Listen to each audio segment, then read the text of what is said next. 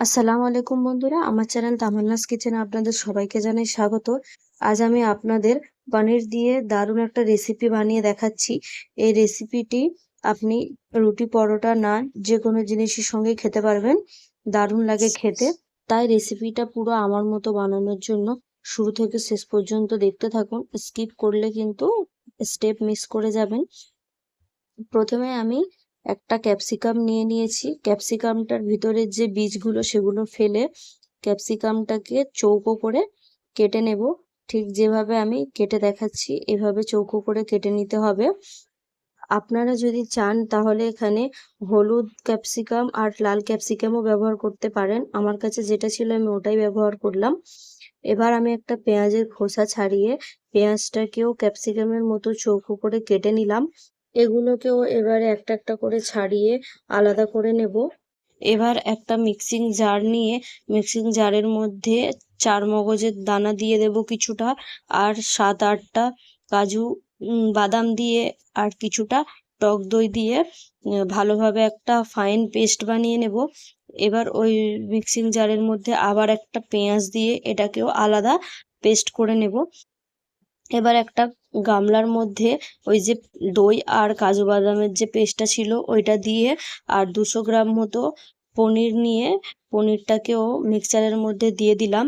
এবার এর মধ্যে পরিমাণ মতো গুঁড়ো লঙ্কা, সামান্য একটু জিরে গুঁড়ো, সামান্য একটু গোলমরিচের গুঁড়ো, আর সামান্য একটু ধনে গুঁড়ো দিয়ে ভালোভাবে এটাকে মাখিয়ে ম্যারিনেট করে প্রায় 15 থেকে 20 মিনিটের জন্য রেস্টে রেখে দেব।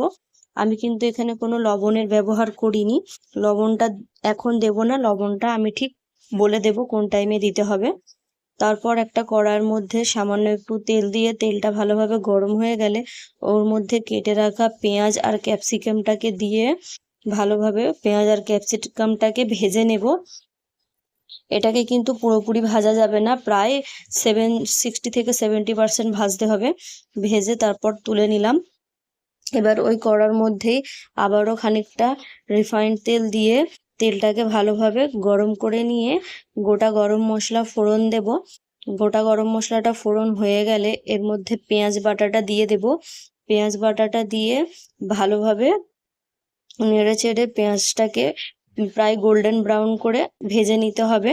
যখন পেঁয়াজটা সামান্য একটু গোল্ডেন ব্রাউন মতো হয়ে যাবে তখন এর মধ্যে পনিরের যে মিক্সচারটা সেটাকে দিয়ে দিতে হবে, এবং খেয়াল রাখতে হবে যে এই সময় যেন গ্যাসের ফ্লেমটা একদম লোয়ে থাকে, না হলে দইটা কেটে যেতে পারে।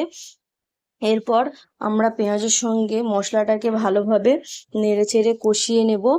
কষানোটা কিন্তু একদম আলতো হাতে করতে হবে, না হলে পনির অলরেডি নরম হয়, যার জন্য পনিরটা ভেঙে যেতে পারে। এবার আমি সেই বাটিটাতে সামান্য একটু জল দিয়ে ধুয়ে দিয়ে দিলাম, দিয়ে আলতো হাতে নেড়ে চেড়ে কষাতে থাকবো। মশলাটাকে নেড়ে চেড়ে কষাতে কষাতে যখন মশলাটা পুরোপুরি গাঢ় হয়ে যাবে তখন এর মধ্যে সামান্য একটু জল দিয়ে দেব। খুব বেশি জল দেব না, একদম সামান্য জল দিয়ে আমি কড়াটাকে ধরে নাড়িয়ে ভালোভাবে মশলাগুলোকে এক জায়গায় করে নিলাম। এবার ঢাকা চাপা দিয়ে প্রায় 5 থেকে 10 মিনিটের জন্য ছেড়ে দেব। এবার 5 থেকে 10 মিনিট পর যখন ঢাকনা সরাবো তখন দেখুন কি সুন্দর তেলগুলো উপরে ভেসে উঠেছে এবং মশলাটা ভালোভাবে রান্না হয়ে গিয়েছে। এবার আমরা এর মধ্যে দেব লবণ। আমি আগে লবণ কেন ব্যবহার করিনি, দইয়েতে যদি আগে থেকেই লবণ ব্যবহার করা হয় তাহলে দইটা কেটে যায়, যার জন্য আমি তখন লবণ দিলাম না। এবার এখন আমি পরিমাণ মতো লবণ আর সামান্য একটু চিনি দিয়ে ভালোভাবে নেড়েচেড়ে চিনি আর লবণটাকে মিশিয়ে নেব। এবার আবারও কিছুক্ষণ কষানোর পর ক্যাপসিকাম আর পেঁয়াজ যেটা ভেজে রেখেছিলাম ওটাকে দিয়ে দেব।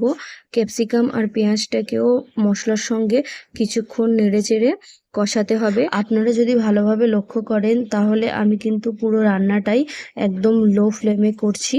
আমি কিন্তু গ্যাসের ফ্লেম হাই করিনি, কারণ এর মধ্যে দই আর কাজু বাদাম যেহেতু দেওয়া রয়েছে, তাই জন্য গ্যাসের ফ্লেম হাই করলে মশলাটা তলায় ধরে যেতে পারে, যার জন্য আমি এখানে লো ফ্লেমেই রান্নাটা করছি।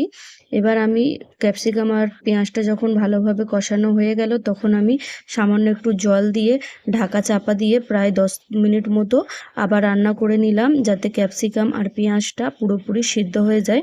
এবার ঢাকনাটা খুলে কিছুটা নেড়ে চেড়ে সামান্য একটু কাসুরি মেথি ছড়িয়ে রান্নাটাকে শেষ করলাম। এর সঙ্গে খাওয়ার জন্য আমি এক ধরনের পরোটা বানিয়েছিলাম। ওর রেসিপিটা আমি আগামী দিনে পোস্ট করব।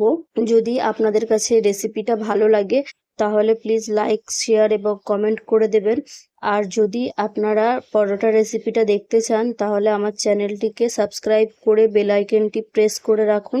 তাহলে আমি যখন রেসিপিটি আপলোড করব তখন আপনাদের কাছে সবথেকে প্রথমে নোটিফিকেশন চলে যাবে। আর রেসিপিটা কেমন হয়েছে অবশ্যই কমেন্ট করে বলুন।